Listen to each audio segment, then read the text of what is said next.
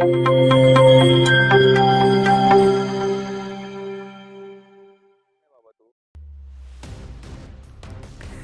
February हा मराठी भाषा गौरव दिन म्हणून साजरा करण्यासाठी सर्व शाळांमध्ये शिवसेनेचे तालुका सचिव अंकुश दामणे व त्यांचे सहकारी फिरत होते। त्यावेळी नेरळ कुंभाराळी येथील नेरळ शाळा नंबर 1च्या आवारात असंख्य दारूच्या बाटल्या त्यांच्या नजरेस पडल्या। शाळेच्या आवारात पडलेल्या दारूच्या बाटल्या मुलांना लागून त्यांना इजा होऊ शकते, तर या बाटल्यांवरून शाळेच्या आवारात रात्री दारुड्यांचा वावर असल्याचं निष्पन्न होतं।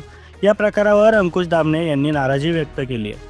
शाळेच्या परिसरात पोलिसांनी गस्त वाढवून या प्रकाराला आळा घालण्याची मागणी त्यांनी केली आहे। तर स्थानिक नागरिकांची देखील ही जबाबदारी असल्याने त्यांनी देखील अशा प्रकारावर लक्ष ठेवणं गरजेचं आहे।